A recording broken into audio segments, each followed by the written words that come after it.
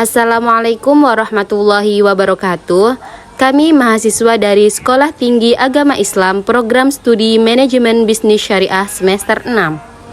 Video ini dibuat untuk memenuhi tugas mata kuliah Islamic Corporate Governance dengan dosen pengampu Bapak Ibnu Bahrudin SPDI MESY. Kami dari kelompok 9 terdiri dari 2 anggota yang masing-masing bekerja sama dalam memenuhi tugas dengan judul kepemimpinan dan value creation. Sebelum kami masuk ke pembahasan yang lebih lanjut, izinkan kami untuk memperkenalkan diri terlebih dahulu. Yang pertama dengan saya sendiri Hairunisa dengan NIM 2040017 dan rekan saya Mukminah dengan NIM 2040022. Baiklah, kami dari kelompok 9 akan mempresentasikan materi dengan judul kepemimpinan dan value creation. Baiklah, saya di sini sebagai pemateri pertama akan menjelaskan tentang definisi kepemimpinan. Ada banyak sekali pengertian kepemimpinan yang baik yang dikemukakan oleh para ahli. Yang pertama, seperti pengertian dari James Toner, menurutnya, kepemimpinan yang baik adalah proses mengarahkan dalam mempengaruhi sebuah kegiatan yang berkaitan dengan anggota kelompok atau organisasi. Selain itu, pengertian lainnya dari kepemimpinan menurut Sutartowijono adalah rangkaian aksi yang dilaksanakan seseorang berdasarkan kemampuannya untuk memengaruhi anggota untuk melakukan sesuatu dalam situasi tertentu.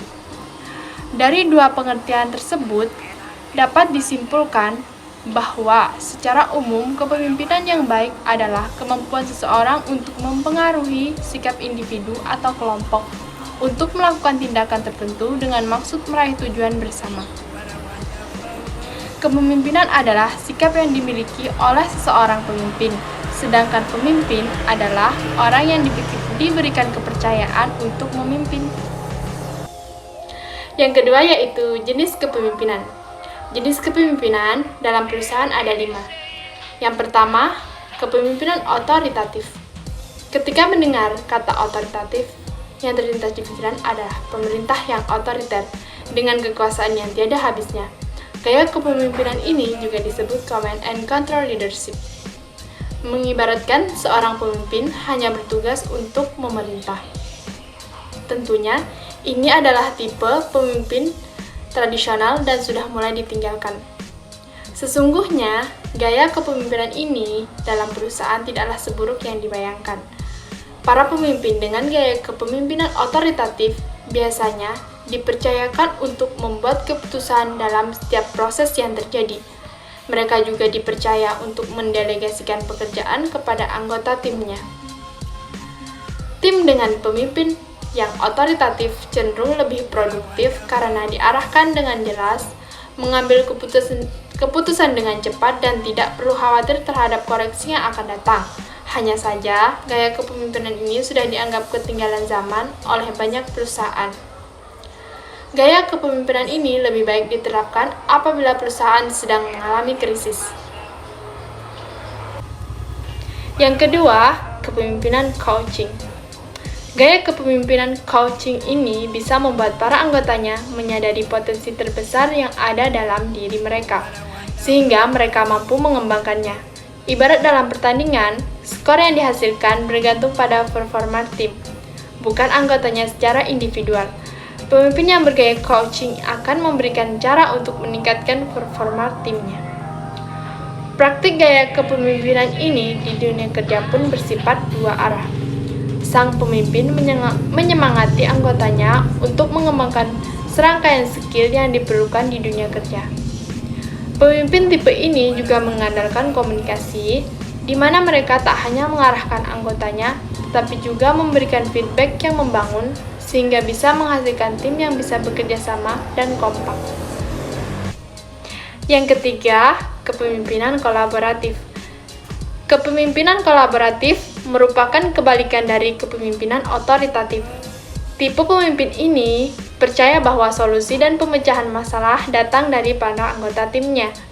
Biasanya, pemimpin kolaboratif sangat bergantung pada teknik brainstorming sehingga mereka membutuhkan ide-ide baru dan inovasi dari anggota tim. Keuntungan menerapkan gaya kepemimpinan ini adalah adanya potensi inovasi yang luar biasa. Penyebabnya adalah tingginya keterlibatan dan motivasi anggota karena pendapat mereka lebih dihargai. Namun, kepemimpinan kolaboratif ada juga kerugiannya. Kemampuan decision making seorang pemimpin tidak berkembang apabila mereka terlalu bergantung pada opini dan keputusan anggota tim mereka. Ujung-ujungnya, perkembangan tim menjadi terhambat. Yang keempat, kepemimpinan terlibat atau engage. Gaya kepemimpinan terlibat, engage leadership, melibatkan hubungan antara setiap anggotanya. Pemimpin tipe ini berusaha mengerti apa yang menjadi kebutuhan setiap anggota tim untuk mengembangkan performanya dalam tim.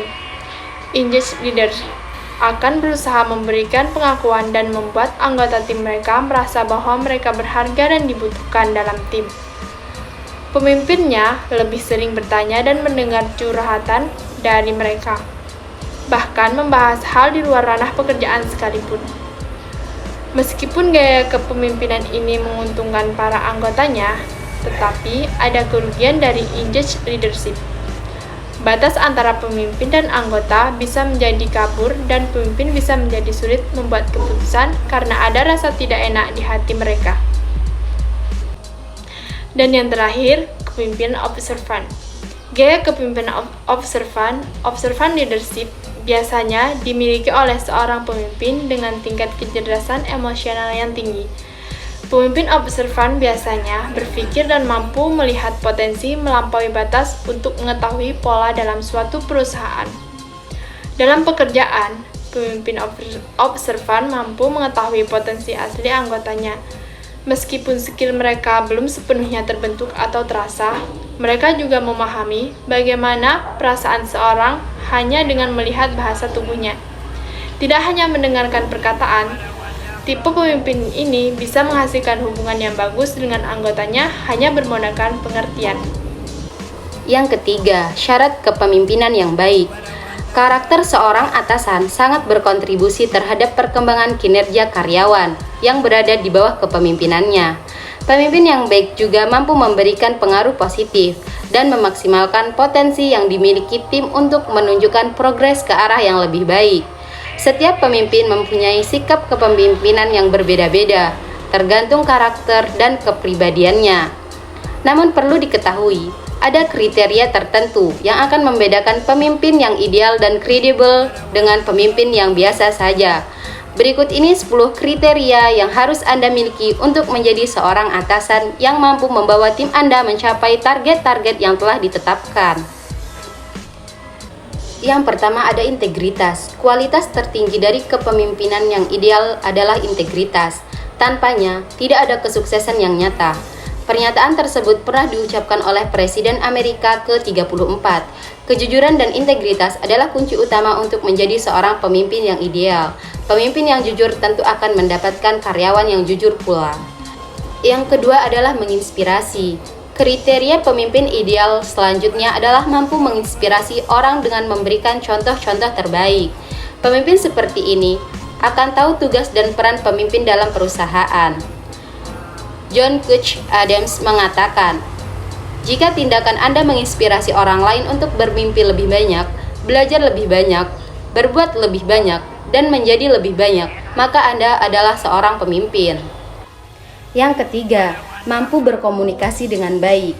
Seorang pemimpin ideal adalah yang mampu mengkomunikasikan visi dan misi dengan baik, bahkan memiliki strategi komunikasi efektif yang kemudian menciptakan pola komunikasi yang solid antara karyawan dan pimpinannya.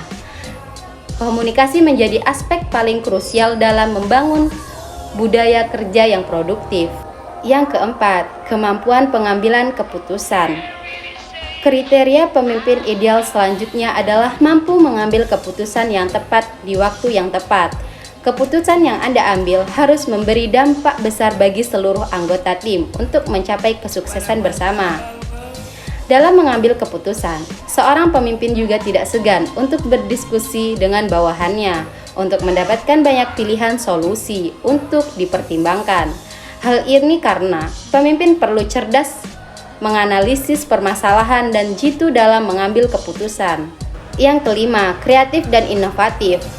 Steve Jobs, seorang tokoh bisnis yang berpengaruh, mengatakan bahwa salah satu hal yang membedakan seorang pemimpin dengan pengikut adalah inovasi.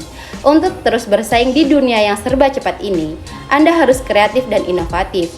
Dua hal tersebut yang akan membuat Anda dengan tim lebih menonjol. Ide-ide out of the box dibutuhkan untuk terus menciptakan inovasi. Untuk cara agar kreatif dan inovasi, Anda bisa mengikuti dan menerapkan tips berpikir lebih kreatif dan penuh dengan inovasi. Yang keenam, ada akuntabilitas. Arnold Haglasow menyebutkan, kriteria pemimpin ideal seharusnya siap menerima lebih banyak kritikan atas kesalahan daripada pujian atas keberhasilan. Sikap kepemimpinan tanpa sekat adalah yang dapat mengajak seluruh individu di dalam timnya bertanggung jawab atas apa yang mereka lakukan.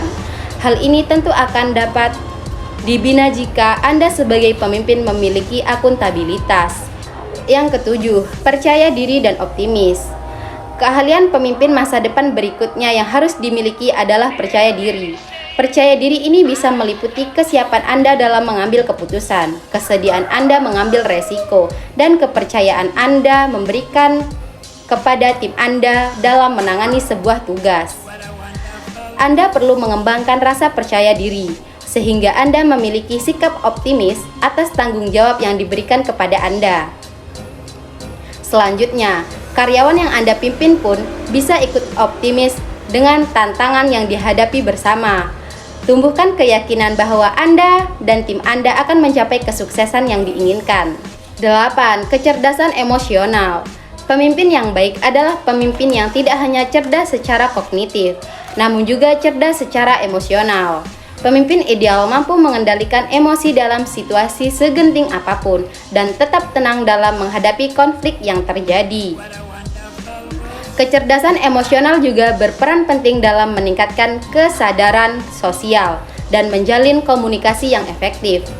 Pemimpin yang cerdas secara emosional tidak akan mengambil keputusan dengan terburu-buru atau mementingkan ego pribadi, melainkan tetap mengedepankan rasionalitas. 9. Transparan. Salah satu cara terbaik untuk menjaga kepercayaan tim Anda dengan transparan. Sikap terbuka terhadap akses informasi yang penting kepada seluruh karyawan menjadi kunci utama dapat memimpin dan memberi rasa aman kepada orang yang dipimpin. Dengan memberikan akses informasi yang terbuka, Anda akan mendapat keterlibatan tim untuk mencapai tujuan yang sudah ditetapkan. 10. Memperlakukan orang lain dengan baik. Kriteria pemimpin yang terakhir. Pemimpin wajib punya kemampuan memperlakukan orang lain, terutama bawahan, dengan memberikan rasa hormat. Bawahan Anda adalah manusia seperti Anda, yang pantas diperlakukan dengan bermartabat. Jadikan anggota tim Anda sebagai teman untuk berbagi tanpa harus melewati batas privasi masing-masing. Anda dapat berlaku tegas, namun perhatikan Anda tidak melukai harga diri karyawan Anda. Kriteria pemimpin yang ideal memang dibutuhkan agar Anda disegani oleh anggota tim Anda.